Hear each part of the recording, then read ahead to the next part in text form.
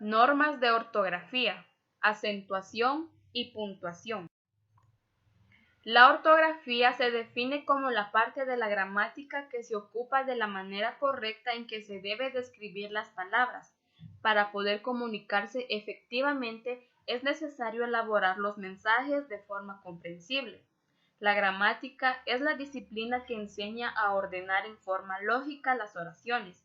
De esta disciplina deriva la ortografía, para con ella poder escribir correctamente una palabra. Las reglas ortográficas permiten determinar las letras que forman una palabra o el uso de los signos de puntuación a partir de normas o pautas de aplicación general. Acentuación. Acentos en las palabras monosílabas.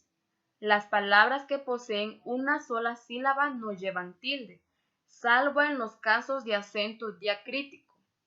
Ejemplos: mes, sol, ya, son, dio, guión. Acentos en los polisílabos.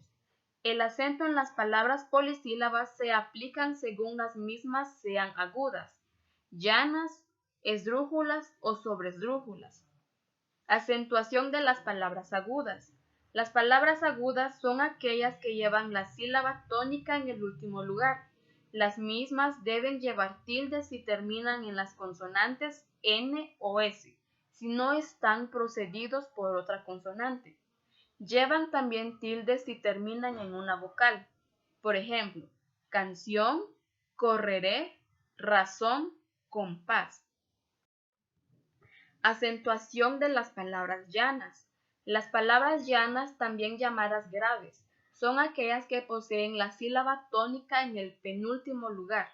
Las mismas llevan tilde en los siguientes casos: cuando terminan en una consonante distinta de N o S, cuando terminan en el dífrago ch. Ejemplo: trébol, bolívar, dólar, césped. Acentuación de las palabras esdrújulas. Las palabras esdrújulas son aquellas que tienen la sílaba tónica en el antepenúltimo lugar. Este tipo de palabras siempre lleva tilde. Reglas de puntuación. Coma. Este signo señala una pausa en el interior de una oración.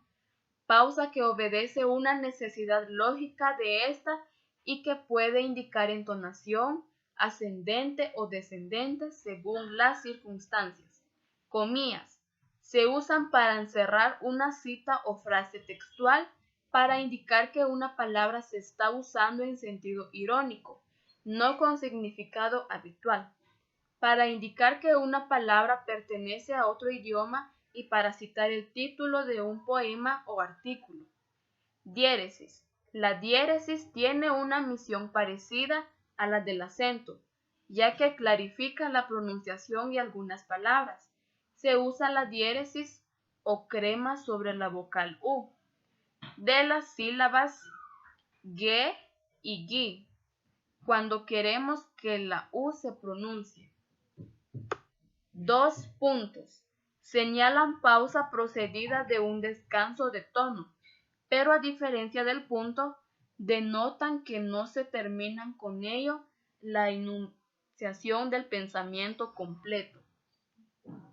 Se usa para iniciar una enumeración en los encabezamientos de las cartas, en el saludo y comienzo de un discurso, para producir palabras textuales y para llamar la atención o resumir lo anterior.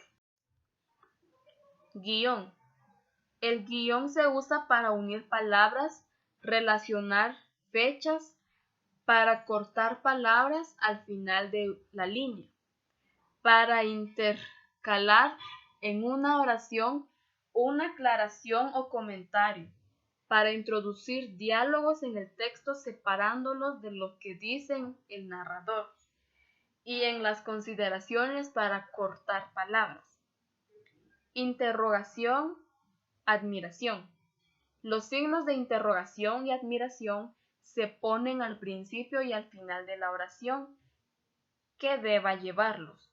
Cuando la interrogación sea indirecta, no debe llevarlos.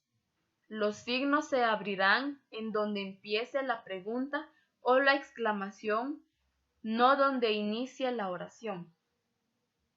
Paréntesis. Se usa el paréntesis para aislar aclaraciones que se intercalan en las oraciones. Lo mismo en el guión, para separar de la oración datos como fechas, páginas, provincia, país, entre otros. Al añadir a una cantidad de números su equivalente en letra o viceversa, y para añadir la traducción de palabras extranjeras. Punto.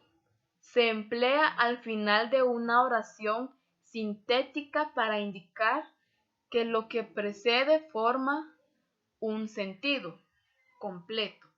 Señala una pausa y entonación descendente en la última palabra pronunciada. El punto final indica una pausa más larga, ya que ha terminado de exponerse una idea completa y que lo de sigue va a construir una exposición aparte. En otras palabras, cuando guarda una estrecha relación con lo que sigue, se utiliza punto y seguido.